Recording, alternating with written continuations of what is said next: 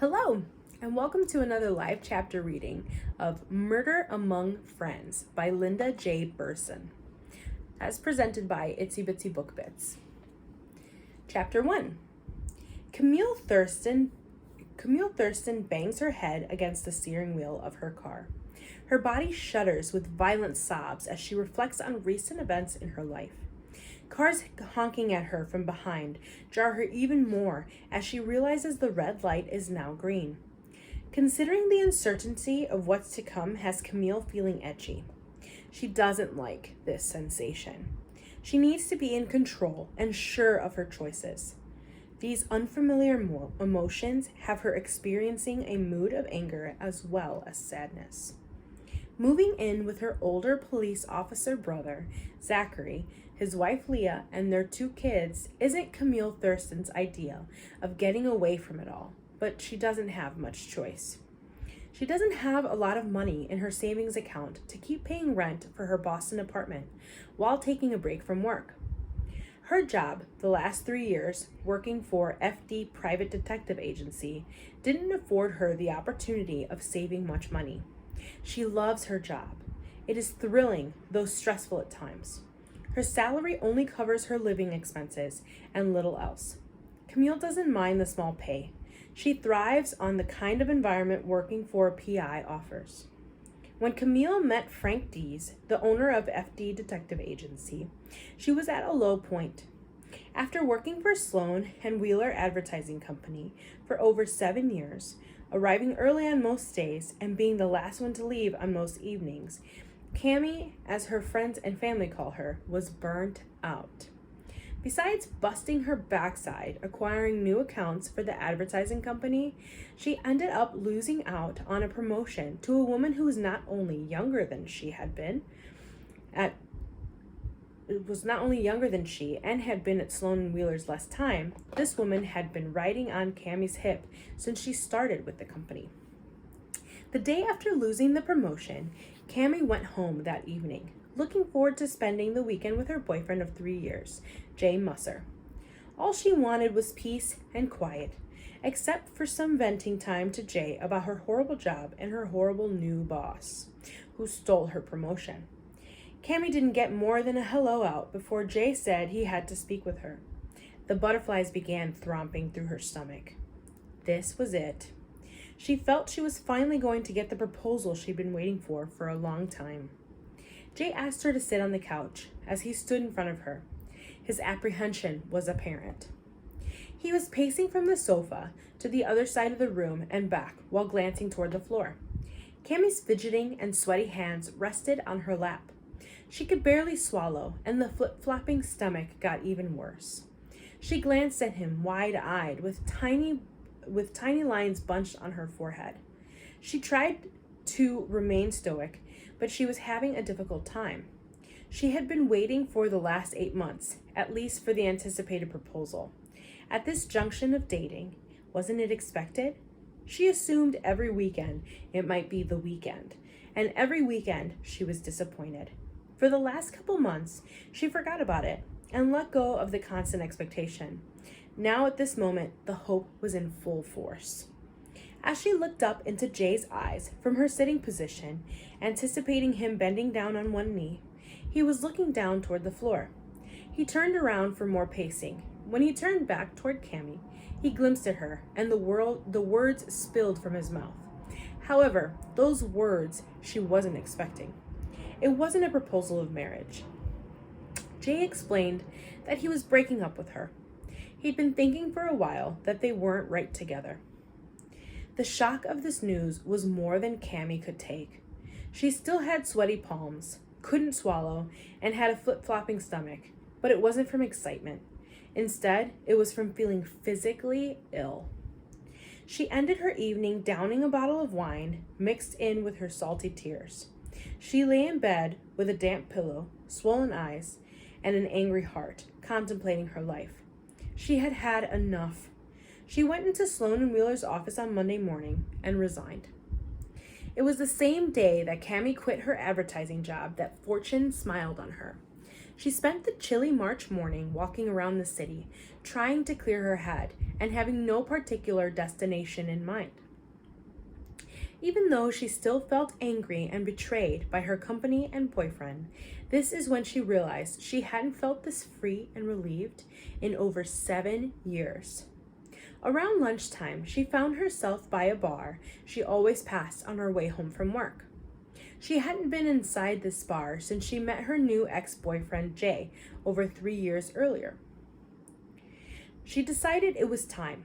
She went in to have a celebratory drink. She thought she deserved it. After all, quitting her job and holding her head high after her experiences the last week entitled her to one. She found herself sitting next to a nice-looking man in his 50s with graying hair wearing a black leather jacket. His large, dark brown hands were caressed around a short drinking glass. From the color of his drink, she guessed it was whiskey. If this wasn't enough, she could smell it on his breath when he asked the bartender for another. With her feeling as light as air, she struck up a conversation with the gentleman. He didn't seem much in the mood for talking, but Camille didn't care. She kept chatting away. She assumed if it bothered him, he'd get up and move or leave. He didn't do either. He glanced her way with his dark, narrow-looking eyes. At first, this startled Camille, introducing her sweaty palms and twisting hands.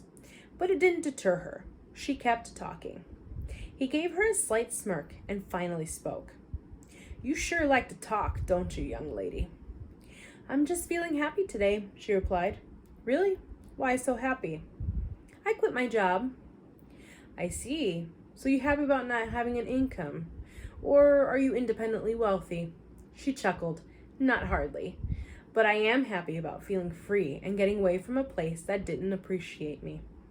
Ah, the old "they didn't know what they had until they don't" scenario. "I guess, but when I see how the stupid little backstabber can't do the job without me, they'll miss me."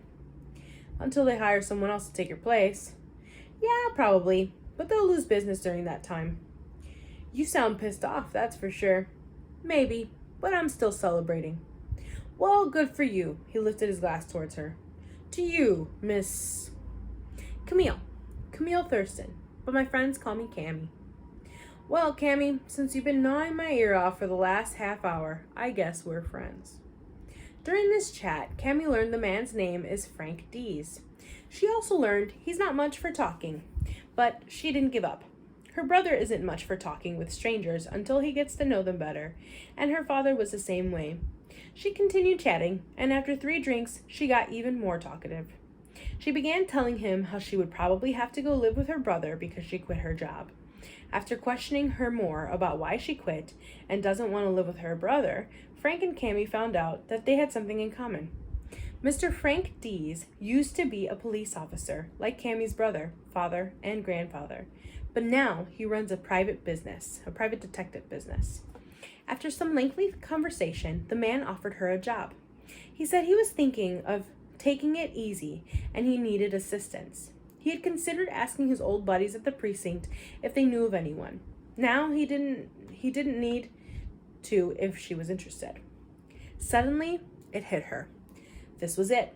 She felt she found her calling. All this time, she had an aching feeling something was missing, but she didn't know what. She didn't want to be a cop, even though she was an outstanding cadet in the academy. But there were aspects of the profession she missed. This just might be the answer to the unasked question in her mind. She accepted his offer, even though her salary was now less than half of what she made at the advertising company. And she began working for him at that moment. She already had a pistol permit. She knows how to shoot it well. Everything she learned from her police academy days and the family men in blue was about to come in handy. She was, after all, top in her graduating class from the academy. Though she decided not to become a police officer like her family members before her, that didn't mean she wasn't qualified to work as a PI. Cammy was happy about her decision to work with Frank, but the anger from the last few weeks hit her hard. She used this edge to her advantage. She delved into her cases with gusto. She didn't turn away one case Frank put forth. Since Frank had many contacts from the police force, they received more than your ordinary cheating spouse cases. They got some real hard-hitting investigative jobs. Camille found her work to be thrilling. It was similar to being on the force, but without all the rules and hierarchy. She always loved living on the edge, constantly feeling the pressure and excitement. Thus, the reason she loved advertising business. It was a constant change for her and never boring. Sometimes, though, as a PI, sitting around waiting for things to happen could be tedious. She would focus on the moments when she could spring into action or follow her instincts to solve a case. After working with a breakneck speed for 3 years, Cammie's stress level has been through the roof. In September of the previous year, she started a relationship with a man she doesn't see regularly and knew wasn't good for her. She couldn't help herself. On top of her relationship disaster, she'd been working on a difficult murder case her boss, Frank Deese, acquired through his contacts at the Boston Metropolitan Police Department, where he used to work. Frank was a detective for many years before retiring and starting his own agency. His friends at the BMPD sent the honored and respected veteran officer many cases they needed help with or don't have enough manpower to solve. This particular case hit Frank and Camille hard. It was a murder of a young police officer, Jeb Wilson, who joined the force after returning from Afghanistan.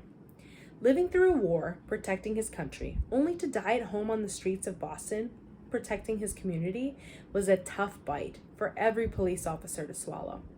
His family wanted answers, and so did everyone else. Weeks passed with the police learning nothing new, so Frank's contacts at the department asked him for his help. Working with Frank for 3 years, Camille had her own reputation with the police department. They knew her background as a police academy graduate, and her work with Frank was legendary. As a result, their percentage of solving cases was high. Fortunately, with Frank's 2 less experienced hires, whom he'd kept busy on the less difficult cases, he and Camille worked non-stop for months, concentrating only on Jeb Wilson's murder. It was this constant prodding and investigating that gave Frank and Camille a break in their case. Ruling out any police cases Jeb worked on, they decided it must have been something in his personal life that got him killed. Dissecting that part as much as possible, they moved on to his past and his days at the war. They located everyone he served with in Afghanistan. They wouldn't give up, knowing it was something that had to do with this part of his life. Eventually, their hard work paid off. Camille spent time following around one of Jeb's buddies from his unit. She noticed he was spending an inordinate amount of money for not having a steady job. When Frank looked into this guy's finances, he spotted a piece of property the young man purchased with cash in another state. Their investigation led them to find out Jeb and his unit were responsible for almost $2 million that were to be delivered to a militant group. It was reported their mission failed, and even 2 of their men were killed. Jeb and his 3 other buddies survived, but they said the money was destroyed. Camille started following all 3 men and got a hold of some of the money they spent. After turning that money in, they found out the sequence on the bills were the ones that were reported destroyed. When they arrested the 3 men that were Jeb's friends, they admitted Jeb wanted nothing to do with the stolen money. They split it between the 3 of them, but Jeb changed his mind recently. He had asked each for a share now because he wanted to buy a house for him and his wife. The men were nervous and said if they didn't give it to Jeb, they were afraid he'd turn him in. They decided it was easier to get rid of him. And that's all for today. Hope you enjoyed the chapter reading of Murder Among Friends by Linda J. Burson. Have a good night.